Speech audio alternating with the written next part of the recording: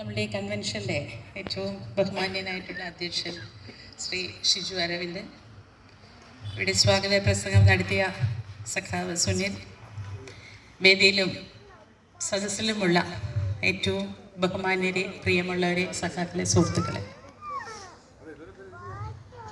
എനിക്ക് തോന്നുന്നു കേരളത്തിൽ ഏറ്റവും പ്രധാനപ്പെട്ട മണ്ഡലമാണ്.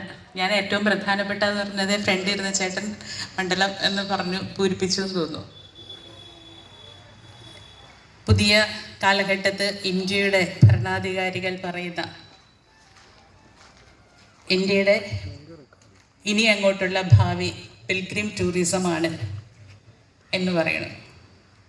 അങ്ങനെ നോക്കുമ്പോൾ കേരളത്തിലെ ഏറ്റവും പ്രധാനപ്പെട്ട ഒരു തീർത്ഥാടന കേന്ദ്രവും ടൂറിസ്റ്റ് ഡെസ്റ്റിനേഷനും തിരുവനന്തപുരം പോലെ നമ്മളുടെ ഭരണസിരാ കേന്ദ്രത്തിൽ കിടക്കുന്നതുമൊക്കെയായിട്ടുള്ള വളരെ പ്രധാനപ്പെട്ട കേരളത്തിൻ്റെ പൊതുജീവിതത്തിൻ്റെ, സാമൂഹ്യ ജീവിതത്തിൻ്റെ സാംസ്കാരികമായ എല്ലാ പരിച്ഛേദങ്ങളും ഉൾക്കൊള്ളുന്ന ഒരു മണ്ഡലമാണ് വർക്കല. ഇവിടെ വിശദമായ സ്വാഗത പ്രസംഗത്തിലും അധ്യക്ഷൻ്റെ വാക്കുകളിലും അതൊക്കെ കേൾക്കുമ്പോൾ ഒരു സമ്മിശ്രമായ ഒരവസ്ഥയിലാണ് ഞാനും ഇവിടെ നിൽക്കുന്നത്. കേരളത്തിൽ പൊതുവായിട്ട് പ്രത്യക്ഷത്തിൽ രാഷ്ട്രീയ പ്രവർത്തനങ്ങളിലേക്ക് ഇടപെടുന്നില്ലാത്ത ഒരു വലിയ സമൂഹത്തെ നമ്മൾ വളരെ കുറച്ച് കാണുന്നതായി പലപ്പോഴും എനിക്ക് തോന്നിയിട്ടുണ്ട്. അങ്ങനെ കുറച്ച് കാണുന്ന സ്ത്രീകൾക്ക് അത് പറയുമ്പോൾ കുറച്ചുകൂടി അതുമായിട്ട് താതാത്മ്യം പ്രാപിക്കാൻ പറ്റും. അങ്ങനെ കുറച്ച് കാണുന്നത് കൊണ്ട് തന്നെയാണ് നമ്മളുടെ ദൃശ്യമാധ്യമങ്ങളും സാമൂഹ്യ മാധ്യമങ്ങളുമൊക്കെ കുറേ നുണകളും കുറേ അർത്ഥസത്യങ്ങളും കുറേ അധികം പ്രപ്പഗണ്ഡകളും ഒക്കെ പറഞ്ഞുകൊണ്ട് കേരളത്തിൻ്റെ രാഷ്ട്രീയത്തെ നിർണയിക്കാം, തീരുമാനിക്കാം എന്ന ലാഘവ ബുദ്ധിയോടെ ഈ തെരഞ്ഞെടുപ്പിനെ സമീപിക്കുന്നത്. ഒരുപക്ഷെ കേരളത്തിൽ നടന്നിട്ടുള്ള തെരഞ്ഞെടുപ്പുകളിൽ ഏറ്റവും ക്രൂഷ്യലായ തെരഞ്ഞെടുപ്പിനെയാണ് നമ്മൾ അഭിമുഖീകരിക്കുന്നത്. എല്ലാ തെരഞ്ഞെടുപ്പുകൾ വരുമ്പോഴും നമ്മൾ പറയാറുണ്ട്, വളരെ പ്രസക്തമായ ഗൗരവമേറിയ തെരഞ്ഞെടുപ്പാണ് ഇത്.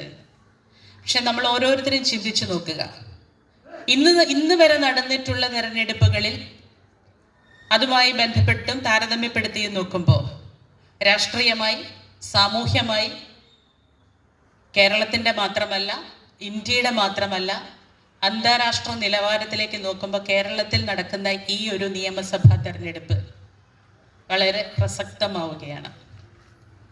അതിൻ്റെ ഏറ്റവും പ്രധാനപ്പെട്ട കാരണം ഒറ്റ സെൻറ്റൻസിലേക്ക് പറഞ്ഞാൽ, ഈ തെരഞ്ഞെടുപ്പിൻ്റെ പ്രധാന കക്ഷിയായി മത്സരിക്കുന്ന ഇപ്പോഴത്തെ ഭരണകക്ഷി ഇടതുപക്ഷ ജനാധിപത്യ മുന്നണിയും തികച്ചും എതിർഭാഗത്ത് നിൽക്കുന്ന രണ്ട് മുന്നണികളും, ഒരു ട്രയാങ്കിൾ ഇല്ല അതിന്, അല്ലേ? കണ്ടോ? ഒരു ട്രയാങ്കിൾ സ്വഭാവമുണ്ടോ? ഇല്ല. തികച്ചും എതിർകക്ഷികളായി എന്ന് പറയുന്നതിന് പകരം എതിർകക്ഷിയായി നിൽക്കുന്ന രണ്ട് മുന്നണികളും തമ്മിലുള്ള വ്യത്യാസം തെരഞ്ഞെടുപ്പ് അല്ലെ മത്സരം രാഷ്ട്രീയവും അരാഷ്ട്രീയതയും തമ്മിലുള്ള മത്സരമാണ്. പരിപൂർണമായ ഇന്ത്യൻ ഭരണഘടനാ അടിസ്ഥാനത്തിലുള്ള കെട്ടുറപ്പുള്ള രാഷ്ട്രീയ സംവിധാനങ്ങളുള്ള ഇന്ത്യ മഹാരാജ്യത്തെ ഒരു സംസ്ഥാനത്ത് നടക്കുന്ന തെരഞ്ഞെടുപ്പിൽ ഒരു വിഭാഗം ഏറ്റവും ഗൗരവ ബുദ്ധിയ പ്രബുദ്ധമാകുന്ന രാഷ്ട്രീയ നിലപാടുകളിലൂടെ തെരഞ്ഞെടുപ്പിനെ അഭിമുഖീകരിക്കുകയും മറുപക്ഷങ്ങൾ അരാഷ്ട്രീയത മുന്നോട്ട് വെച്ച് മാത്രം തെരഞ്ഞെടുപ്പിനെ അഭിമുഖീകരിക്കുകയും ചെയ്യുക. അരാഷ്ട്രീയത ഫലത്തിൽ അരാജകത്വമാണ്. നമ്മുടേതുപോലെയുള്ള ഒരു സംവിധാനത്തിൽ അല്ലെങ്കിൽ ഏതൊരു സാമൂഹ്യ സംവിധാനത്തിലും അരാഷ്ട്രീയത അരാജകത്വമാണ്. എന്താണ് അരാജകത്വം? ഏതവനും തോന്നുന്നതെല്ലാം തോന്നുന്ന പോലെ ആവാം. ഒരു സാമൂഹിക ജീവി എന്ന് പറയുന്ന അടിസ്ഥാന കാഴ്ചപ്പാട് ഒരു വ്യക്തിക്കും ഇല്ലാതാവുക. നമ്മൾ കുഞ്ഞിലെ എപ്പോഴും ഞാൻ പറയുന്നതാ, വീട്ടിലുള്ളവർ എന്നെ കളിയാക്കും, എപ്പോഴും എന്തിനാ ഇങ്ങനെ പറയുന്നത് ചോദിച്ചിട്ട് കളിയാക്കാറുമുള്ളൊരു കാര്യമാണ്. നമ്മൾ സ്കൂളിലൊക്കെ പഠിച്ചൊരു കാര്യം, man is a social animal. കൊച്ചു ക്ലാസ്സിൽ പഠിച്ചതാ. Man is a social animal. ആനിമലാണ്, ഒരു ജന്തുവാണ്, ഒരു ജീവിയാണ്. മറ്റേത് ജീവിയെയും പോലെയും ഒരു ജീവിയാണ് മനുഷ്യൻ. എന്താ പ്രത്യേകത? അവൻ പരിപൂർണമായും ഒരു സോഷ്യൽ ആനിമലാണ്. ഒരു സാമൂഹ്യ ജീവിതമുണ്ട്. സാമൂഹ്യ ജീവിതത്തിൻ്റെ ചിട്ടകളുണ്ട്, ചട്ടങ്ങളുണ്ട്, കെട്ടുപാടുകളുണ്ട്, സംസ്കാരമുണ്ട്, രാഷ്ട്രീയ കാഴ്ചപ്പാടുണ്ട്, നിലപാടുണ്ട്, സാമൂഹ്യ അവസ്ഥയുണ്ട്. അതങ്ങില്ലാതായാൽ മാനിസേ അതും പറ. അത് പറയാൻ നമുക്ക് ബുദ്ധിമുട്ടാണ്. അത് പറയാൻ പോലും നമുക്ക് പറ്റില്ല. മാൻ ഈസ് എൻ ആനിമൽ, അഥവാ മാൻ ഈസ് എ പ്യുവർ ആനിമൽ. ഒരുപക്ഷെ സാധാരണ ജീവജാലങ്ങളെക്കാൾ അപകടകരമാകുന്ന ഒരവസ്ഥയിലേക്ക് പോകുന്ന ഒരു മൃഗമായി മാറും. ഒരു വെറും മൃഗമായി മനുഷ്യൻ മാറിയാൽ, മനുഷ്യ മൃഗമായാൽ ഭൂമിയിലുള്ള മറ്റേതൊരു മൃഗത്തെക്കാൾ എന്താവും? അപകടകരമാകും, ഭീകരമാകും. ആ ഒരു അവസ്ഥയിലാണ് കേരളത്തിലെ ഈ തെരഞ്ഞെടുപ്പ് നടക്കുന്നത്. കാരണം മനുഷ്യന് മൃഗമല്ലാതിരിക്കാനുള്ള മനുഷ്യന്റെ സാമൂഹ്യമായ ജീവിത ക്രമത്തെ ചിട്ടപ്പെടുത്തുന്നത് ഇന്ന് നമ്മളുടെ രാഷ്ട്രീയം തന്നെയാണ്.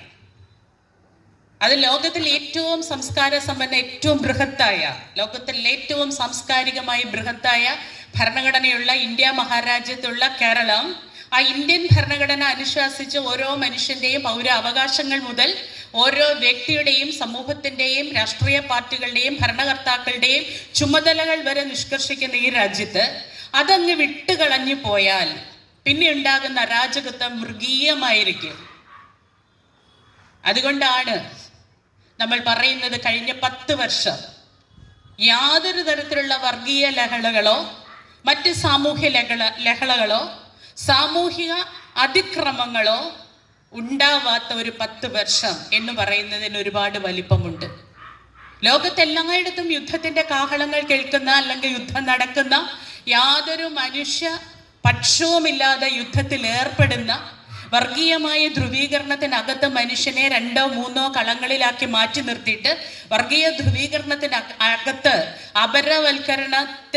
അപരവൽക്കരണം എന്നുള്ളതല്ല, അപരവിദ്വേഷത്തിൽ മാത്രം ജീവിക്കുന്ന ഒരു ലോകക്രമമുള്ള ഇടത്ത് കേരളം എന്ന് പറയുന്ന ഈ കൊച്ചു ഇടം ഏറ്റവും വലിയ മനുഷ്യഭാവത്തോടുകൂടി, മനുഷ്യ സ്നേഹത്തോടുകൂടി നമ്മൾ ഇന്നും കഴിയുകയാണ്. അതാ ഏറ്റവും ചെറിയൊരു ഉദാഹരണം നമ്മളുടെ ഈ കൂട്ടായ്മ. നമ്മൾ ഇവിടെ ഇരിക്കുന്നത്, ഈ കസേരകൾ, ഇവിടെ സ്വാഗത പ്രാസംഗികൻ സൂചിപ്പിച്ചോ അല്ലെ, അദ്ദേഹം ഇവിടെ പേഴ്സണലായിട്ട് സംസാരിച്ചോ പറയുന്നത്, ഈ കസേരകൾ ഇടകലർത്തി തന്നെയാണ് ഇട്ടിരിക്കുന്നത്. എങ്ങനെയല്ല, സാധാരണ നടുവിലൊരു വഴിയിട്ടിട്ട് ആൺപെൺ വ്യത്യാസം അപ്പുറത്തും ഇപ്പുറത്തും ഇരിക്കുന്ന ഒരു ക്രമം പലപ്പോഴും യാദൃശ്ചികമായിട്ടാണെങ്കിൽ പോലും നമ്മുടെ നാട്ടിൽ ഇപ്പോൾ സംഭവിക്കുന്നുണ്ട്. പക്ഷെ ഇവിടെ അതുപോലുമില്ല.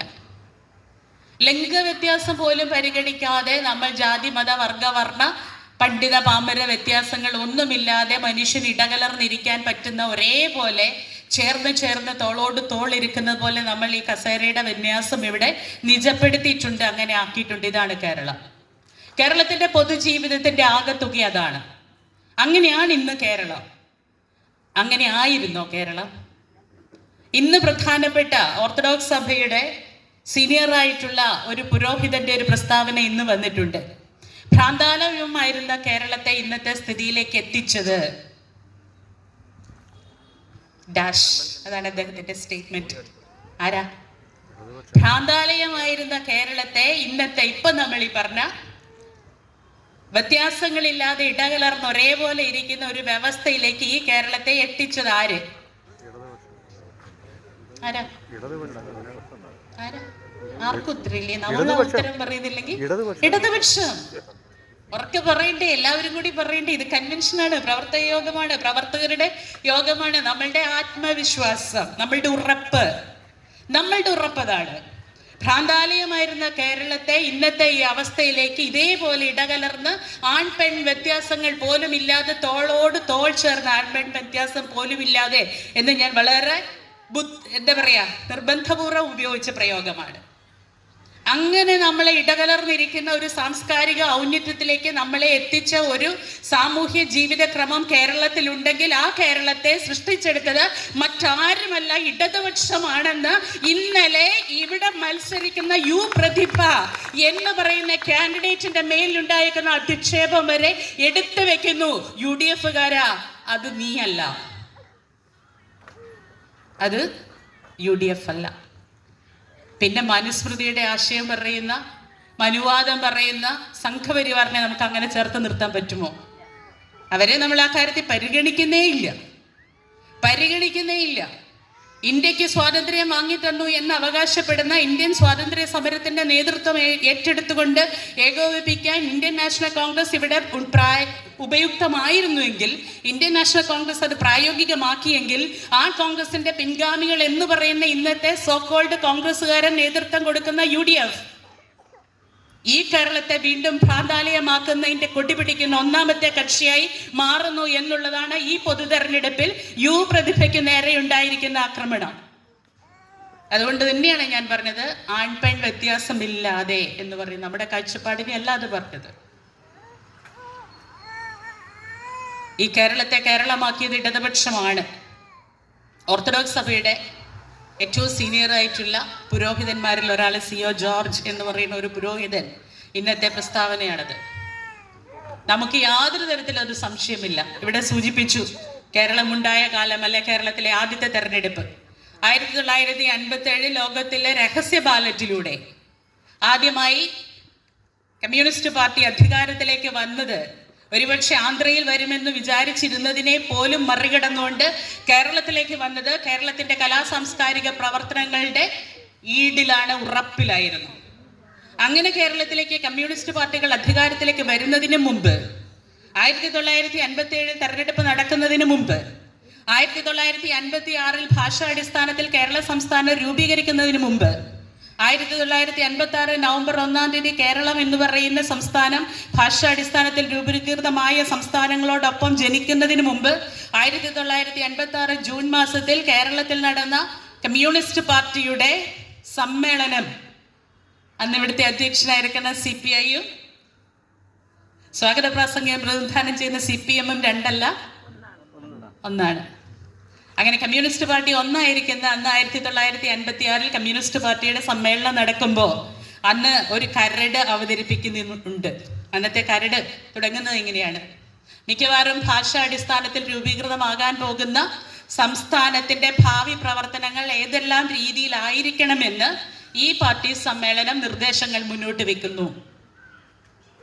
മിക്കവാറും ഭാഷാടിസ്ഥാനത്തിൽ രൂപീകൃതമാകാൻ പോകുന്ന ഈ സംസ്ഥാനത്തിന്റെ ഭാവി പ്രവർത്തനങ്ങൾ എങ്ങനെ ആയിരിക്കണമെന്ന് ഈ സമ്മേളനം മാർഗരേഖ മുന്നോട്ട് വെക്കുന്നു, നിർദ്ദേശങ്ങൾ മുന്നോട്ട് വെക്കുന്നു. ഇങ്ങനെ വെച്ച പ്രസ്ഥാനമാണ് കമ്മ്യൂണിസ്റ്റ് പ്രസ്ഥാനം, ഇടതുപക്ഷ പ്രസ്ഥാനം. അങ്ങനെയാണ് ഇടതുപക്ഷ പ്രസ്ഥാനം കേരളത്തെ അങ്ങനെയാണ് അഡ്രസ് ചെയ്തത്. അന്ന് ആ ഇടതുപക്ഷ പ്രസ്ഥാനത്തിന്റെ ആചാരനായിരിക്കുന്ന കമ്മ്യൂണിസ്റ്റ് പാർട്ടികളുടെ നേതൃത്വം വഹിക്കുന്ന സഖാവ് EMS നമ്പൂതിരിപ്പാട് അന്ന് നമ്മളുടെ ഈ കൊച്ചു കേരളത്തിന്റെ വ്യവസ്ഥയെ വിളിക്കുന്നത് ജന്മി നാടിത്വ ബന്ധ വ്യവസ്ഥ എന്നാണ്. ഈ ജന്മി നാടിത്വ വ്യവസ്ഥയിൽ നിന്ന് ഈ നാടിനെ മോചിപ്പിക്കുക എന്നുള്ളതാണ് ആ നിർദ്ദേശങ്ങളുടെ കരട്. ആ നിർദ്ദേശം മുന്നോട്ട് വെച്ച കരട് അതാണ്. അതിനർത്ഥം എന്താണ്? അന്ന് മിക്കവാറും ആ പ്രയോഗം തന്നെ നമുക്ക് കടമെടുക്കണം. അന്ന് മിക്കവാറും നമ്മുടെ രാജ്യത്തിന്റെ, നമ്മുടെ സംസ്ഥാനത്തിന്റെ സാമൂഹ്യ ക്രമം ജന്മിനാടിത്വ വ്യവസ്ഥയിൽ അധിഷ്ഠിതമാണ്. നാടുവാഴിത്വ വ്യവസ്ഥയിൽ അധിഷ്ഠിതമായിരിക്കുന്ന ഉച്ചനീചത്വങ്ങൾ എല്ലാം എല്ലാ തരത്തിലും അനുഭവിക്കുന്ന ഇടമാണ്.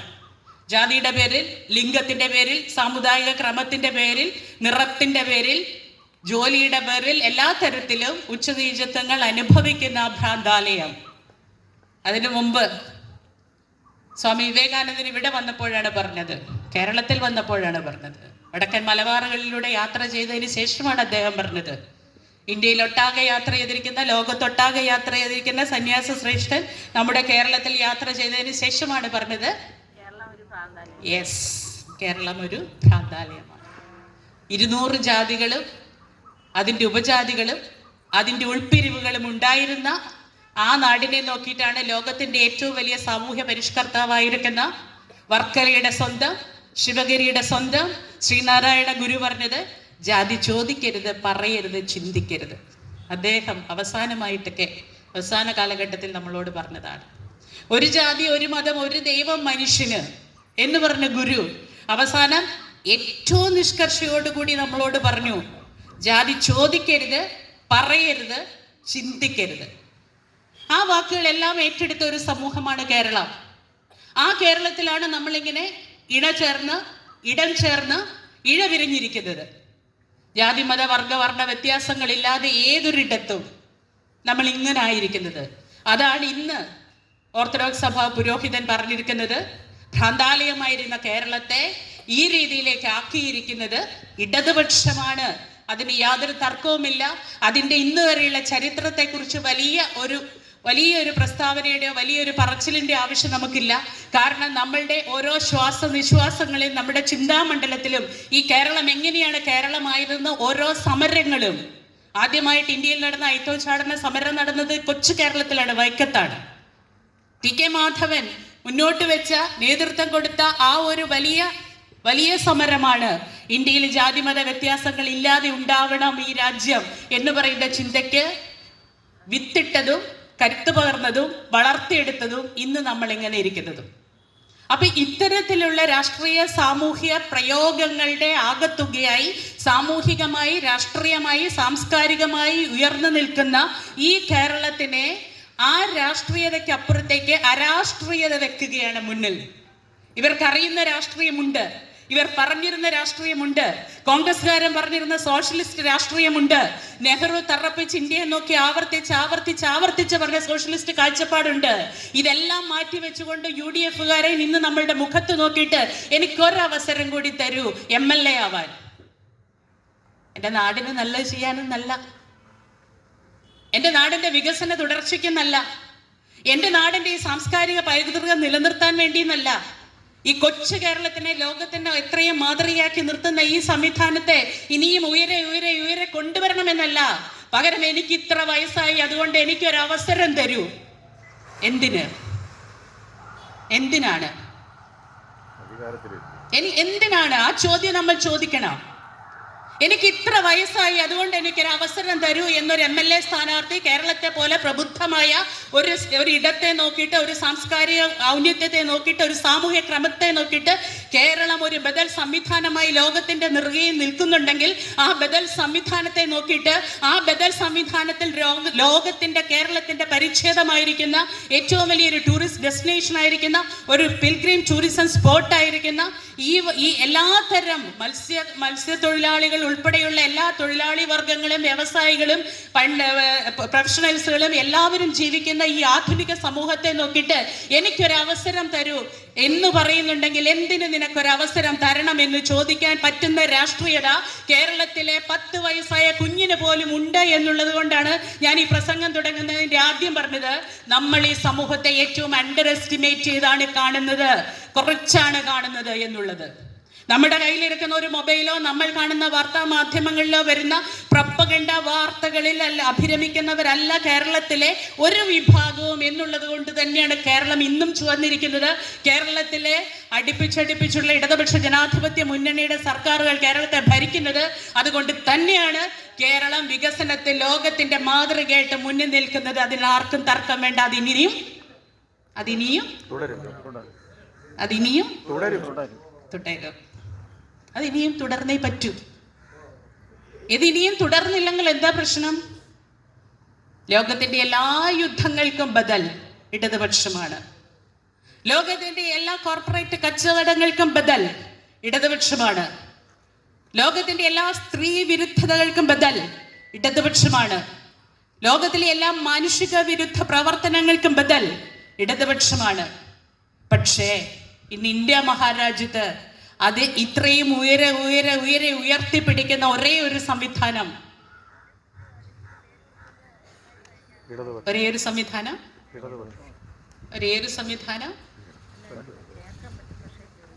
ഒരു രാഷ്ട്രീയ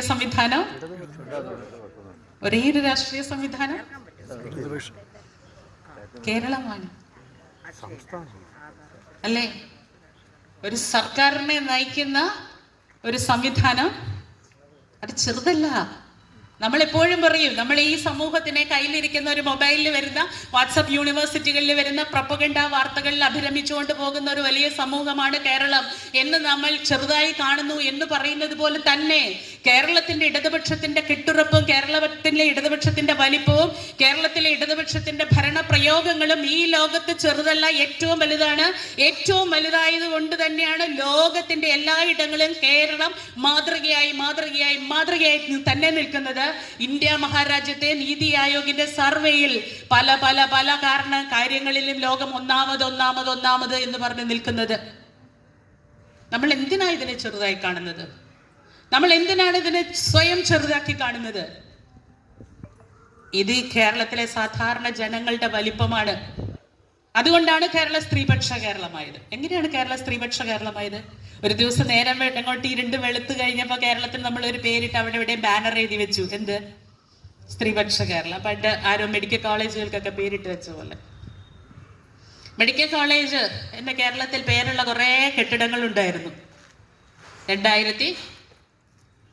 2016 വരെ, അല്ലേ? 2011 മുതൽ 2016 വരെ മെഡിക്കൽ കോളേജ് എന്ന് പറഞ്ഞുകൊണ്ട് ചെന്ന് കഴിഞ്ഞാൽ നമ്മൾ മൂക്കുപത്തി കാലിങ്ങനെ അകത്തി വെച്ച് അങ്ങോട്ട് അങ്ങ് ഓടി ഇറങ്ങിപ്പോകും. ഡോക്ടറില്ല, മരുന്നില്ല, വാർഡില്ല, ബെഡില്ല, കീറി പറഞ്ഞ് സ്പോഞ്ച് കിടക്കുന്ന കണ്ടാൽ നമ്മൾ അവിടെ നിന്ന് രോഗിയെ താത്തോളിൽ എടുത്തോണ്ട് ഓടും. അങ്ങ് മുന്നേ അല്ല 2011-16 കാലഘട്ടത്തിന്റെ ആ ഇരുണ്ട കാലഘട്ടത്തിന്റെ കഥയാണ് പറയുന്നത്. അന്ന് പേരെഴുതി വെച്ചു മെഡിക്കൽ കോളേജ്, അന്ന് പേരെഴുതി വെച്ചു പ്രൈമറി ഹെൽത്ത് സെന്റർ, അന്ന് പേരെഴുതി വെച്ചു താലൂക്ക് ആശുപത്രി. പക്ഷെ ഇന്നോ വെറും 10 വർഷം കൊണ്ട് ഇവർ ഈ പറയുന്ന വെന്റിലേറ്റർ ആണെന്ന് പറയുന്ന കേരളത്തിലെ ആരോഗ്യ സംവിധാനം എന്താണെന്ന് നമ്മൾ ഓരോരുത്തരും പോയി നോക്കുക. ഏത് രോഗം വന്നാലും നമ്മുടെ വീട്ടിലെ രോഗിയെയും കൊണ്ട് നമ്മളെയും കൊണ്ട് ഓടി മെഡിക്കൽ കോളേജിലേക്ക് പോകുമ്പോൾ എൻ്റെ പോക്കറ്റ് തപ്പി നോക്കണ്ട, ഭാര്യയുടെ കഴുത്ത് താലിമാല എടുത്തിട്ടുണ്ടല്ലോ, എടുക്കാൻ മറന്നില്ലല്ലോ, കുളിക്കാൻ അഴിച്ചു വെച്ച് അവള് മാല ഇടാതെ ഇറങ്ങി വന്നിട്ടാണോ തലചുറ്റി വീണത് എന്ന് തപ്പി നോക്കണ്ട വണ്ടിയിൽ ഇരുന്നോണ്ട്. ഇന്ന് വേണോ?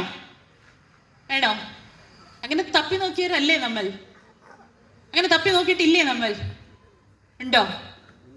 അത് പറയാൻ തന്നെ നാണക്കേടാണ് ഇന്ന് കേരളക്കരയ്ക്ക്. നമ്മൾ തപ്പി നോക്കിയിട്ടുണ്ട്.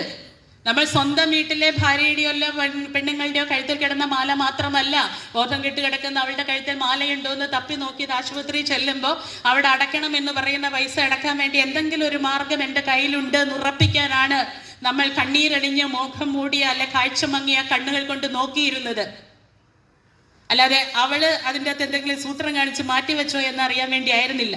സ്വന്തം ഭാര്യയുടെ മാത്രമല്ല, അയൽവക്കത്തെ ചേച്ചിയോട് ചേച്ചി ഒന്നങ്ങ് വന്നേക്കണേ, മാല എടുത്തോണ്ട് വരണേ എന്ന് പറഞ്ഞ് ഓടിയ ആൾക്കാർ വരെ നമ്മുടെ നാട്ടിൽ ഇപ്പോഴും ജീവനോടെ ഇരിക്കുകയാണ്, ഈ തലമുറയിൽ തന്നെ ഇരിക്കുകയാണ്. പക്ഷെ ഇന്ന് കേരളത്തിൽ അതല്ല സ്ഥിതി. ഏത് അസുഖം വന്നാലും തൊട്ടടുത്ത PHCയിലേക്ക് നമുക്ക് ഓടാം. അവിടെ ഡോക്ടർ ഉണ്ടാവും, അവിടെ നഴ്സുമാരുണ്ടാവും. അവർ പറയും ഇത് മെഡിക്കൽ കോളേജിൽ കൊണ്ടുപോകണോ മറ്റേതെങ്കിലും ആശുപത്രിയിൽ കൊണ്ടുപോകണോ എന്ന് അവർ പറയും. എങ്ങോട്ടാണ് പോകേണ്ടതെന്ന് പറയും. അതിൻ്റെ പ്രാഥമികമായ ചികിത്സകൾ അവിടെ കൊടുക്കും. ജീവൻ ഇങ്ങനെ കയ്യിലേക്ക് താങ്ങി നിർത്തിയിട്ട് ആംബുലൻസ് നിന്നിട്ട് ഇനി നിങ്ങൾ കൊണ്ടുപോകോ എന്ന് പറയും. അത് ഈ കേരളത്തിലാണ്. മാത്രമല്ല ഇന്ന് ജീവിതശൈലി രോഗങ്ങൾ ഏറ്റവും അധികമുള്ള നാടാണ് നമ്മൾ. അത് നമ്മൾ കൂടുതൽ കഴിക്കുന്നുണ്ടാ, കഴിക്കാനില്ലാഞ്ഞിട്ടല്ല. നാവിൻ്റെ രുചി കഴുത്തിൽ ഇവിടെ നിങ്ങോട്ട് താഴോട്ട് ഇറങ്ങിയാൽ എന്ന് നമ്മൾ ആലോചിക്കുകയല്ല. നാവിൻ്റെ രുചി അനുസരിച്ച് ഭക്ഷണം കഴിക്കുന്ന നമുക്ക് ഏറ്റവും കൂടുതൽ ഉണ്ടായിരിക്കുന്ന ജീവിതശൈലി രോഗങ്ങളാണ്. അതുകൊണ്ട് പ്രഷറും ഷുഗറും തൈറോയിഡും ബാക്കിയുള്ള എല്ലാം ഉണ്ട് നമ്മുടെ വീടുകളിൽ. ആ വീടുകളിലെല്ലാം ഉള്ള നമ്മളുടെ ഈ രോഗങ്ങൾക്കുള്ള മരുന്നുകൾ എവിടെ ചെന്നാൽ കിട്ടും? ഒരു മാസത്തേക്ക് രഹസ്യം പറയട്ടോ, എൻ്റെ അമ്മ പറയും, നീ അത് മൈക്കിക്കൂടെ ഒന്നും വിളിച്ചു പറയരുത്. എൻ്റെ അമ്മ ഒരു 8 കൂട്ടം ഗുളിക എല്ലാ മാസവും വാങ്ങിയിട്ട് വരും.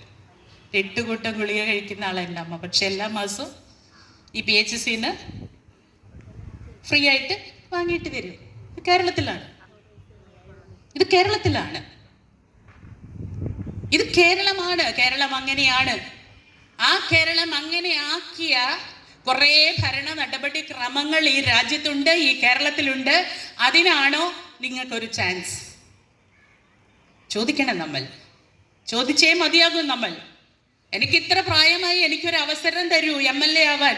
എതിർകക്ഷിക്ക് ഇനിയും അത്രയും പ്രായമല്ല, ചെറുപ്പക്കാരനാണ് അല്ലേ, ചെറുപ്പക്കാരനാണ്, താടിയും മുടിയൊന്നും നരച്ചിട്ടില്ല, അതുകൊണ്ട് അദ്ദേഹത്തിന് ഇനിയും സമയമുണ്ട്, എനിക്കൊരു സമയം തരൂ എന്ന് പറഞ്ഞാണ് വോട്ട് ചോദിക്കുന്നതെങ്കിൽ കേരളത്തെ ഇങ്ങനെയാക്കാൻ, കേരളം ഇതുപോലെയാകാൻ, സുരക്ഷിത ബോധത്തോടെ കൂടി ജീവിക്കാൻ, നല്ല റോഡുകൾ ഉണ്ടാകാൻ, നല്ല ആശുപത്രികൾ ഉണ്ടാകാൻ, നല്ല സ്കൂളുകൾ ഉണ്ടാവാൻ, കേരളത്തിൽ എവിടെയെങ്കിലും ഇരിക്കുന്ന ഒരു പെണ്ണിനെ അധിക്ഷേപിച്ചാൽ അതിന് കേരളം ഒന്നാകെ കൂടിളകി വരുന്ന പോലെ ഇളകി വന്നുകൊണ്ട് ആക്രോശിക്കാൻ, കേരളത്തിന്റെ സാംസ്കാരിക പക്ഷമുള്ള ഒരു വലിയ വലിപ്പത്തിലേക്ക് കേരളം വളർന്നിട്ടുണ്ടെങ്കിൽ, അങ്ങനെ വളരാൻ ഇടയാക്കിയ ഒരു കേരളത്തിന്റെ ഭരണക്രമമുണ്ട്. അതിന്റെ കൂട്ടായി നിൽക്കാൻ, അത് ഏറ്റെടുക്കാൻ, അത് മുന്നോട്ട് കൊണ്ടുപോകാൻ പറ്റുന്ന ഒരു പക്ഷമായിട്ടാണോ നിങ്ങൾ നിൽക്കുന്നത്? അങ്ങനെ നിൽക്കുന്നുണ്ടെങ്കിൽ ഇന്ന് നിങ്ങൾ പറയുന്ന രാഷ്ട്രീയം എന്താണ്? നിങ്ങളുടെ പ്രത്യയശാസ്ത്രം എന്താണ്? ഏത് പ്രത്യയശാസ്ത്രത്തിൽ വിശ്വസിച്ചുകൊണ്ടാണ് സാംസ്കാരിക വിപ്ലവത്തിലേക്ക് തയ്യാറെടുക്കുന്ന, കുതിക്കാൻ നിൽക്കുന്ന ഈ കൊച്ചു കേരളത്തെ ഞങ്ങൾ നിങ്ങളിലൂടെ നോക്കിക്കാണേണ്ടത് എന്ന് ചോദിക്കാൻ പറ്റുന്ന രാഷ്ട്രീയ പ്രബുദ്ധതയുള്ള ഒരു വലിയ നാടാണിത്. ആ രാഷ്ട്രീയ പ്രബുദ്ധതയെല്ലാം നമ്മളുടെ ഉള്ളിലുണ്ട്. നമ്മൾ ഉറങ്ങിക്കിടക്കുന്നുണ്ട്, പക്ഷേ ഉറക്കമല്ല, ആ ഉറക്കത്തിന്റെ നിശബ്ദതയല്ല, പകരം ഉയരുന്ന ചോദ്യങ്ങളാണ് നമ്മളെ ഇങ്ങോട്ട് എത്തിച്ചിരിക്കുന്നത്. ഇന്ന് കേരളം സ്ത്രീപക്ഷ കേരളമാണ്. ഞാൻ ഇടയ്ക്കൊന്ന് പറഞ്ഞു പോയി, എങ്ങനെയാണ് അതായത്? 27 വർഷം മുമ്പ് കേരളത്തിന്റെ പട്ടിണി എവിടെയായിരുന്നു?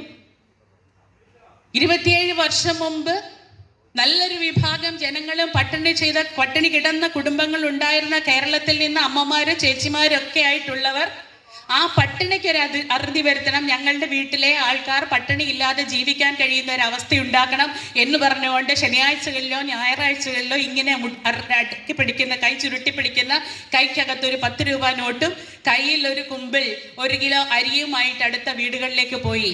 അന്ന് തുടങ്ങി കുടുംബശ്രീ. അന്ന് തുടങ്ങിയ കേരളത്തിലെ സ്വയം സഹായ സഹകരണ സംഘങ്ങൾ, അയൽക്കൂട്ടങ്ങൾ. ആ അയൽക്കൂട്ടങ്ങൾ മെല്ലെ മെല്ലെ വളർന്നു വരുന്ന സമയത്ത് നമ്മുടെ നാട്ടിലെ ആൾക്കാർ പറഞ്ഞു, വീടുകളിൽ ഇരുന്നവർ പറഞ്ഞു, അല്ലെങ്കിൽ ഇതിന് വഴിമാറി കൊടുക്കാൻ തയ്യാറാകാത്തവർ പറഞ്ഞു, എന്ത് പറയുന്നു? വീട്ടിലിരുന്ന് കൊതി നുണയും പറഞ്ഞു മതിയാവാഞ്ഞിട്ട് അയൽവക്കത്തോട്ട് ഇറങ്ങിയിട്ടുണ്ട് കൊതി നുണയും പറയാൻ.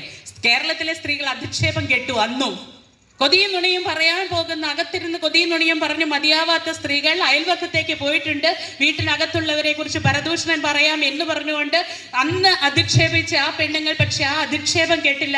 പകരം അവരുടെ 10 രൂപ 100 രൂപയാവുന്നു, 100 രൂപ 1000 രൂപയാവുന്നതും 1000 രൂപ അടുത്തുള്ള സഹകരണ സംഘങ്ങളിൽ കൊണ്ട് നിക്ഷേപമാക്കി ഇടാനും, ആ 1000 രൂപയ്ക്ക് 10 രൂപ പലിശ കിട്ടിയപ്പോൾ ഹൃദയത്തിൽ ഇങ്ങനെ കൈ അടക്കി വെച്ചിട്ട് എന്റെ സമ്പാദ്യത്തിന്റെ 10 രൂപ പലിശ നാളെ ഞാൻ കൂട്ടിവെക്കും എന്ന് പറഞ്ഞുകൊണ്ട് പണയത്തിലിരുന്ന താലിമാല എടുത്തുകൊണ്ട് വരാൻ ആ സമ്പാദ്യം മതിയെന്ന് പറയുന്ന ആത്മവിശ്വാസത്തിലേക്ക് ഉയർന്നു നിന്നതുമായ പെണ്ണുങ്ങളാണ് ഈ കേരളത്തെ സ്ത്രീപക്ഷമാക്കി മാറ്റിയത്.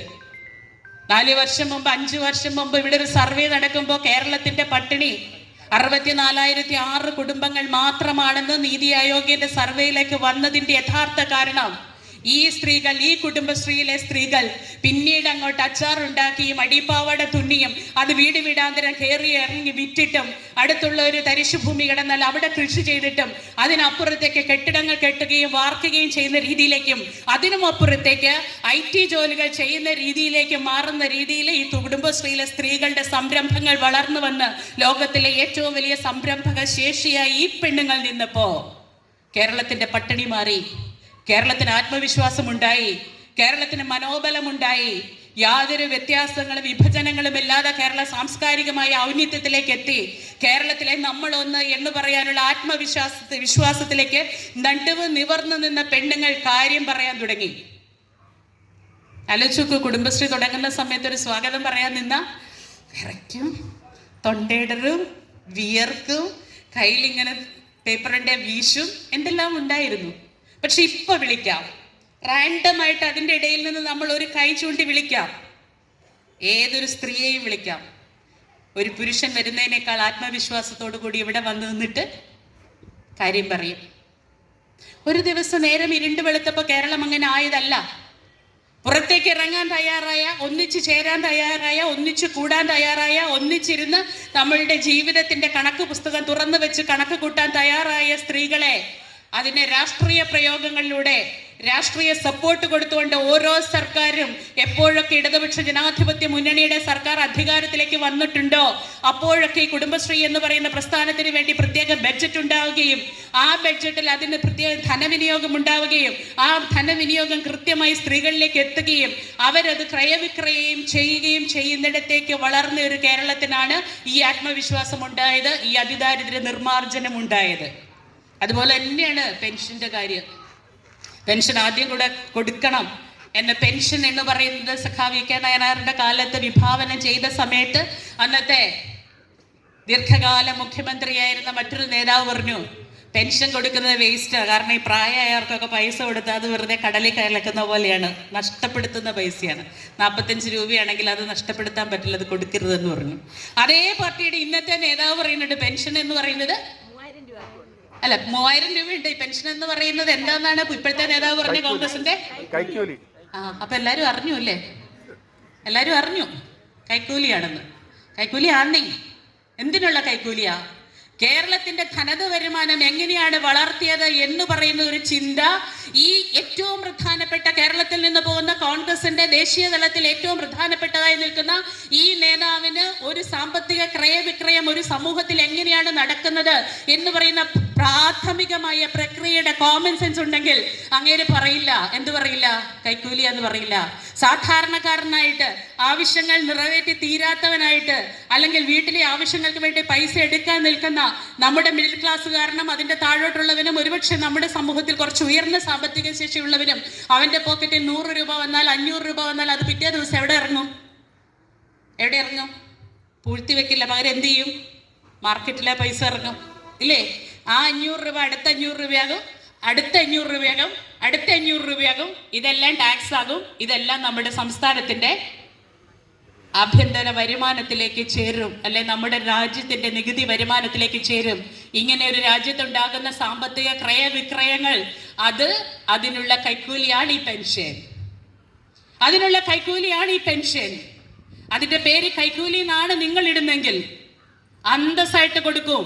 നിയമവിരുദ്ധമായി നിങ്ങൾ പറയുന്ന കൈക്കൂലിയല്ല, നിയമത്തിന്റെ അടിസ്ഥാനത്തിൽ ഒരു സമൂഹത്തിന്റെ ഉത്തരവാദിത്വത്തിന്റെ അടിസ്ഥാനത്തിൽ ഒരു പൊതുപ്രവർത്തകന്റെ ഉത്തരവാദിത്വം എന്ന് കണ്ടോണ്ട്, ഒരു ജനപ്രതിനിധിയുടെ ഉത്തരവാദിത്വം എന്ന് കണ്ടോണ്ട്, ഒരു സർക്കാരിന്റെ ഏറ്റവും അടിസ്ഥാനപരമായ പ്രവർത്തനം എന്ന് കണ്ടുകൊണ്ട് സമൂഹത്തിൽ ഏറ്റവും അങ്ങേയറ്റത്ത് ഏറ്റവും താഴെത്തട്ട് നിൽക്കുന്നവന് ഈ രാജ്യത്തിന്റെ എല്ലാ ഗുണങ്ങളും ഈ രാജ്യത്ത് നടപ്പാക്കുന്ന ഓരോ പദ്ധതിയുടെയും ഗുണങ്ങൾ ഉണ്ടാവും എന്നുള്ള ഉറച്ച വിശ്വാസത്തിൽ ഇനിയും ഞങ്ങൾ ക്ഷേമ പെൻഷൻ കൊടുക്കും. ഇലക്ഷൻ മാനിഫെസ്റ്റോയിൽ എന്തു പറയുന്നോ അതിലേക്ക് എത്തി അത് സത്യസന്ധമായി നിവർത്തിച്ച് അതിങ്ങനെ ചെയ്തിരിക്കുന്നു എന്ന് ജനങ്ങളെ ബോധ്യപ്പെടുത്തി. ജനമാണ് പരമാധികാരി. ഡെമോക്രാറ്റിക് കൺട്രിയാണ് നമ്മളുടേത്. ഡെമോക്രസി എന്ന വാക്കിന്റെ മലയാള അർത്ഥം ജനാധിപത്യം എന്നുള്ളിടത്തല്ല നിൽക്കുന്നത്, ജനകീയ പരമാധികാരം എന്നുള്ളിടത്താണ് നിൽക്കുന്നത്. പരമാധികാരി ജനമാണ്. ഈ വ്യവസ്ഥയിൽ പരമാധികാരി ജനമാണ്. എല്ലാ പൗര അവകാശങ്ങളോടുകൂടി ജീവിക്കാനുള്ള അധികാരമുള്ള സാധാരണ ജനത്തിനെ അവന്റെ വോട്ട് വാങ്ങിക്കൊണ്ട് ഒരു കസേരയിൽ ഇരിക്കുന്നുണ്ടെങ്കിൽ ആ ജനത്തിന്റെ ജീവിതത്തിന്റെ പരമാധികാരമായ ഏറ്റവും വലിയ ക്ഷേമം മുൻനിർത്തിക്കൊണ്ട് അവന് വേണ്ടി ഈ നാട് ഭരിക്കാൻ ഉപയുക്തമാകുന്നതാവണം ഒരു ഭരണാധികാരി എന്ന് കേരളത്തെ നോക്കി എന്നും ഭരിച്ചു കാണിച്ചിട്ട് കൊടുത്തിട്ടുള്ള ഒരു സംവിധാനത്തിന്റെ പേരാണ് ഇടതുപക്ഷം. അവിടെ ആൺ പെൺ വ്യത്യാസങ്ങളില്ല. അവിടെ കുട്ടികൾ മുതൽ പ്രായമായവർ വരെയുള്ള വ്യത്യാസങ്ങളില്ല. ഇന്ത്യ മഹാരാജ്യത്ത് ജീവിക്കുന്ന ഒരു പൗരനാണെങ്കിൽ ഇന്ത്യൻ ഭരണഘടന അനുശാസിക്കുന്ന എല്ലാ അവകാശങ്ങളും ഈ രാജ്യത്തെ എല്ലാ നീതിയും, ജനാധിപത്യം, തുല്യനീതിയും തുല്യ അവസരവും കിട്ടത്തക്ക രീതിയിൽ ഒരു രാജ്യത്തെ ജനങ്ങളെ പരിപാലിപ്പിക്കാൻ, തുല്യതയിലേക്ക് വളർത്താൻ അവർക്ക് ഏതെല്ലാം തരത്തിലുള്ള സപ്പോർട്ട് കൊടുക്കണമോ ആ സപ്പോർട്ട് എല്ലാം ആനുകൂല്യങ്ങളാണ്. നിങ്ങൾ അതിനെ പറയുന്നെങ്കിൽ അത് അതേ ആനുകൂല്യങ്ങൾ കൊടുത്ത്, ക്ഷേമ പെൻഷനുകൾ കൊടുത്ത്, സാമൂഹ്യ പെൻഷനുകൾ കൊടുത്ത്, വീട്ടമ്മമാർക്ക് പെൻഷൻ കൊടുത്ത്, കുട്ടികൾക്ക് പഠിക്കാൻ കണക്ട് വർക്ക് എന്ന് പറയുന്ന രീതിയിലേക്ക് പൈസ കൊടുത്ത്, എല്ലാം കൊടുത്തുകൊണ്ട് അവരെ ജാഗ്രതയോടെ ചേർത്ത് നിർത്തിക്കൊണ്ട് ഈ വരും ലോകത്തില് കഴിഞ്ഞ പ്രാവശ്യം മുഖ്യമന്ത്രിയുടെ പ്രസംഗം നമ്മൾ എല്ലാവരും കേട്ടതാണ്. എന്താണ് കേട്ടത്? കേരളത്തിലുള്ള ഓരോ കുടുംബങ്ങളും ലോകത്തിലെ ഏറ്റവും വികസിത രാജ്യങ്ങളിലുള്ള കുടുംബങ്ങളുടെ ജീവിത നിലവാരത്തിലേക്ക് വരികയാണ് അടുത്ത 5 വർഷത്തെ ഇടതുപക്ഷ ജനാധിപത്യ മുന്നണിയുടെ ഭരണത്തിന്റെ ലക്ഷ്യം. കേട്ടല്ലോ? കേട്ടോ? മറന്നുപോവോ? പറയാൻ മറന്നുപോവോ? പറയാൻ മറന്നുവെങ്കിൽ ഞാൻ ഒന്നുകൂടെ പറയാം. മറന്നുവോ? കേരളത്തിലെ എല്ലാ കുടുംബങ്ങളും ലോകത്തിലെ ഏറ്റവും വികസിത രാജ്യങ്ങളിലെ കുടുംബങ്ങളുടെ ജീവിത നിലവാരത്തിലേക്ക് ഉയരുകയാണ് അടുത്ത 5 വർഷത്തെ ഇടതുപക്ഷ ജനാധിപത്യ മുന്നണി സർക്കാരിൻ്റെ ലക്ഷ്യം. അതിനെക്കുറിച്ച് പറ, അതിനെക്കുറിച്ച് രാഷ്ട്രീയമായി പറ, അതിനെക്കുറിച്ച് പ്രത്യയശാസ്ത്രപരമായ കാഴ്ചപ്പാടോടുകൂടി പറ, അതിനെക്കുറിച്ച് ഇന്ത്യൻ ഭരണഘടനയെ അനുശാസിക്കുന്ന രാഷ്ട്രീയ തിരിച്ചറിവുകളോടുകൂടി ചേർന്ന് നിന്നുകൊണ്ട് പറ. എന്നിട്ട് രാഷ്ട്രീയമായി തെരഞ്ഞെടുപ്പിനെ നേരിട്. അതല്ലാതെ തികച്ചും രാഷ്ട്രീയപരമായി പ്രത്യയശാസ്ത്രപരമായി ലോകത്തിന്റെ മാനവ വിമോചനത്തിന് ഉതകുന്ന രീതിയിലുള്ള അധ്വാനത്തിന് മൂലധനത്തോടൊപ്പം വില കൽപ്പിക്കുന്ന തൊഴിലാളി വർഗ പ്രസ്ഥാനങ്ങളുടെ കാഴ്ചപ്പാടിൽ നിന്നുകൊണ്ടൊരു രാജ്യത്തെ കരിപ്പിടിപ്പിക്കാൻ ശ്രമിക്കുമ്പോൾ അതിനെതിരെ പറയേണ്ടത് നിഷ്ക്രിയമായ അരാജകത്വമല്ല, അരാഷ്ട്രീയതയല്ല. അത് ഏത് UDF-കാരനാണെങ്കിലും അത് ഏത് NDA-കാരനാണെങ്കിലും അത് പറയാൻ വന്നാൽ ഞങ്ങൾക്ക് കേൾക്കാൻ മനസ്സില്ല, ഞങ്ങൾക്ക് കാണാൻ മനസ്സില്ല. ഞങ്ങൾ ഇങ്ങനെ നിങ്ങളെ മാറ്റി ഒരു ഓരത്തോടെ അങ്ങ് പോകും. ആലോചിച്ച് നോക്കൂ, ഈ തെരഞ്ഞെടുപ്പിലെ ഏറ്റവും വലിയ പരിതാപകരമായ അവസ്ഥ ഞാൻ പറയാമോ എന്ന് എനിക്കറിയില്ല. ഞാൻ പറഞ്ഞ എൻ്റെ കൂട്ടുകാരെ കളിയാക്കലാകും. എന്താ സുനിലെ, പറയണോ? പെരുമ്പാവൂരൊരു കാൻഡിഡേറ്റ് വന്നു, പോയി. ഏറ്റുമാനൂർ ഒരു കാൻഡിഡേറ്റ് വന്നു, പോയി. എന്താ കാര്യം? കേരളത്തിൽ വോട്ടില്ല. കേരളത്തിൽ നിന്നല്ല, എവിടെയും വോട്ടില്ല. ചോദിച്ചപ്പോൾ പറഞ്ഞു, എനിക്ക് വോട്ട് ചെയ്യാൻ തോന്നുമ്പോൾ ഞാൻ വോട്ട് ചെയ്യും, എനിക്ക് വോട്ട് ചെയ്യണം എന്നുള്ളപ്പോൾ ഞാൻ വോട്ട് ചെയ്യും. അതിനിപ്പോൾ എന്താ കുഴപ്പം? യെസ്, ഇന്ത്യൻ ഭരണഘടനയുടെ 4-ാം ഭാഗം ഒരു വ്യക്തിയുടെ ചുമതല, മാൻഡേറ്റ് അല്ല, നിയമപരമായി നിർബന്ധമല്ല, ചുമതല. ഇന്ത്യൻ ഭരണഘടനയുടെ 4-ാം ഭാഗം നിയമപരമായി നിർബന്ധമല്ല, പൗര ചുമതലകളാണ്. പക്ഷെ ഇന്ത്യൻ ഭരണഘടനയിലെ പൗര അവകാശങ്ങൾ മാൻഡേറ്റ് ആണ്, നിയമപരമാണ്. പൗര അവകാശങ്ങൾ ലംഘിക്കപ്പെട്ടാൽ കേസ് കൊടുക്കാം, കേസെടുക്കാം, പ്രതിയെ ശിക്ഷിക്കാം. പക്ഷെ ഇന്ത്യൻ ഭരണഘടനയിൽ 4-ാം ഭാഗം പൗരന്റെ ചുമതലകൾ മാൻഡേറ്റ് അല്ല, കേസ് കൊടുക്കാൻ പറ്റില്ല, ശിക്ഷിക്കാൻ പറ്റില്ല. ഈ ചുമതലയാണ് പ്രായപൂർത്തിയായ വോട്ടവകാശം. ഈ ഇന്ത്യൻ ഭരണഘടനയുടെ 4-ാം ഭാഗം ചുമതല നമുക്ക് മാൻഡേറ്റ് അല്ലാതിരിക്കുന്നത് എന്തുകൊണ്ടാണ്? ലോകത്തിലെ ഏറ്റവും ബൃഹത്തായ സാംസ്കാരിക നയരേഖയാണ് ഇന്ത്യൻ ഭരണഘടന. അപ്പൊ ഇന്ത്യൻ ഭരണഘടനയുടെ 1-ാം ഭാഗത്തെക്കുറിച്ചും 2-ാം ഭാഗത്തെക്കുറിച്ചും 3-ാം ഭാഗത്തെക്കുറിച്ചും നമുക്ക് ധാരണയുണ്ടെങ്കിൽ, അതിനെക്കുറിച്ച് സാക്ഷരതയുണ്ടെങ്കിൽ, അതനുസരിച്ചാണ് നമ്മൾ ജീവിക്കുന്നതെന്ന് പറയുന്ന ബോധ്യമുണ്ടെങ്കിൽ, രാഷ്ട്രീയ കാഴ്ചപ്പാടുണ്ടെങ്കിൽ, ഞാനൊരു സാമൂഹ്യ ജീവിയാണ് എന്ന് പറയുന്ന ഉത്തമമായ ബോധ്യമുണ്ടെങ്കിൽ, എൻ്റെ 18 വയസ്സാവാൻ ഞാൻ നോക്കിയിരിക്കും. ഞാനും ഈ രാജ്യത്തെ ഒരു വോട്ടറാണെന്ന് അന്തസ്സോടുകൂടി പറയാനും, എൻ്റെ വോട്ടവകാശം വളരെ കൃത്യമായിട്ടും ജനകീയ പരമാധികാരമാണ് ഈ രാജ്യത്ത് ഇന്ന് നാട് വാഴുന്നതെന്ന് പറയാനും, എൻ്റെ വോട്ടവകാശം കൃത്യമായി അത് രേഖപ്പെടുത്താനുമുള്ള ചുമതല, 4-ാം ഭാഗത്തെ സാംസ്കാരിക ചുമതല അതെനിക്കുണ്ടായിരിക്കും. അതില്ലെങ്കിൽ പിന്നെ എന്ത് പറയാനാ? പക്ഷെ അതുള്ളവരാണ് ഇവിടുത്തെ ബഹുഭൂരിപക്ഷം വോട്ടർമാര് എന്ന് ഈ കോമാളി വേഷം കെട്ടി മുന്നിൽ വന്ന് നിൽക്കുന്നവർ ധരിക്കരുത്. സമരം ചെയ്താൽ സംസ്കാരം ഉണ്ടാകുമോ എന്ന് ചോദിച്ചു. സമരം ചെയ്ത് തന്നെയാണ് കേരളത്തിൽ സംസ്കാരം ഉണ്ടായത്. കേരളത്തിൽ സംസ്കാരം ഉണ്ടാവണമെന്ന് ഉറപ്പിച്ച് സമരം ചെയ്തതാണ്. കേരളത്തിൽ ജാതിമത വ്യത്യാസമില്ലാതെ എല്ലാവരെയും ഒന്നായി നിർത്തണം എന്ന് പറയുന്ന ഐത്തോച്ചാടനത്തിന്റെ സമരമുണ്ടായിരുന്നു കേരളത്തിൽ. അങ്ങനെയാണ് കേരളത്തിലെ ജാതി മതങ്ങളെ മാറ്റി നിർത്തിയത്. ജാതി മതങ്ങളുടെ വേലിക്കെട്ടുകൾ പൊളിച്ചെറിഞ്ഞത് സമരം ചെയ്തിട്ടാണ്. ഇഷ്ടമുള്ള ദൈവത്തെ പ്രാർത്ഥിക്കാൻ വേണ്ടി അമ്പലത്തിനകത്തേക്ക് ഏതൊരാൾക്കും കയറി ചെല്ലാം എന്ന് പറയുന്ന അവകാശം നേടിയത് ആ സാംസ്കാരിക വളർച്ചയിലേക്ക് കേരളം വളർന്ന് സമരം ചെയ്തിട്ടാണ്. എന്തിന്? കേരളത്തിലെ അടിസ്ഥാന വർഗത്തിനും സ്ത്രീകൾക്കും വിദ്യാഭ്യാസം ചെയ്യാം എന്ന് പറയുന്ന അവകാശത്തിലേക്ക് അയ്യൻകാളി കൊച്ചുകുട്ടിയുടെ കൈ പിടിച്ചുകൊണ്ടൊരു സ്കൂളിലേക്ക് കടന്നു ചെന്നപ്പോൾ നിങ്ങൾക്ക് പഠിക്കാൻ അവകാശമില്ല എന്ന് പറഞ്ഞെടുത്ത് സമരം ചെയ്തതാണ്. അതാണ് ആദ്യത്തെ കർഷക സമരം. ഞങ്ങളുടെ കുട്ടികൾക്ക് പഠിക്കാൻ പള്ളിക്കൂടമില്ലെങ്കിൽ ഞങ്ങൾക്ക് വിത്തെറിയാൻ കൈകളില്ല, നിങ്ങളുടെ പാടത്ത് ഞങ്ങളുടെ കൈകൊണ്ട് വിത്തെറിയില്ല എന്ന് പറയുന്ന സമരം ചെയ്ത് തന്നെയാണ് പഠിക്കാനുള്ള അവകാശം ഞങ്ങൾ നേടിയെടുത്തതെങ്കിൽ കേരളത്തിന്റെ സംസ്കാരം ഊട്ടി ഉറപ്പിച്ച് ഇവിടെ നട്ട് നനച്ച് വളർത്തിയത് ഐതിഹാസികമായ സമരങ്ങൾ കൊണ്ട് തന്നെയാണ്. അതുകൊണ്ട് സമരം ചെയ്താൽ തന്നെ ഉണ്ടാകുന്നതാണ് സംസ്കാരം. അല്ലാതെ വായിൽ വെള്ളിക്കരണ്ടിയുമായി ജനിച്ചു വീണുമ്പോ ആ സെലിബ്രിറ്റി സ്റ്റാർഡം നോക്കി ഏതെങ്കിലും ഒരു ആർക്കും വേണ്ടാത്ത ഒരു മണ്ഡലത്തിൽ ഏതെങ്കിലും ഒക്കെ പറയുന്ന പേരുദോഷങ്ങളുടെ അപ്പുറത്തേക്ക് പിൻഗാമിയായിട്ട് നിൽക്കാൻ പോകുന്നത് എന്റെ സഹപ്രവർത്തകനാണെങ്കിൽ എന്റെ കൂട്ടുകാരാ, നിന്നെ ഓർത്ത് സഹതപിക്കാൻ മാത്രമേ നമുക്ക് പറ്റുന്നുള്ളൂ എന്ന് കേരളത്തിലെ വോട്ടർമാർക്ക് പറയാൻ പറ്റുന്ന സാംസ്കാരിക ഔന്നത്യത്തിലേക്ക് കേരളത്തെ എത്തിച്ചത് ഇടതുപക്ഷം നയിച്ചിട്ടുള്ള ഐതിഹാസികമായ സമരങ്ങളിലൂടെ തന്നെയാണ് എന്ന് കേരളത്തിലെ ജനങ്ങൾ പറയുന്നതായിരിക്കും നമ്മളുടെ പ്രവർത്തനങ്ങൾ എന്നുള്ളിടത്തേക്ക് നമ്മൾക്ക് വളരാൻ കഴിയട്ടെ എന്ന് മാത്രം അഭ്യർത്ഥിച്ചുകൊണ്ട് ഈ യോഗം ഉദ്ഘാടനം ചെയ്യുന്നതായി പ്രഖ്യാപിക്കുന്നു. നന്ദി, നമസ്കാരം.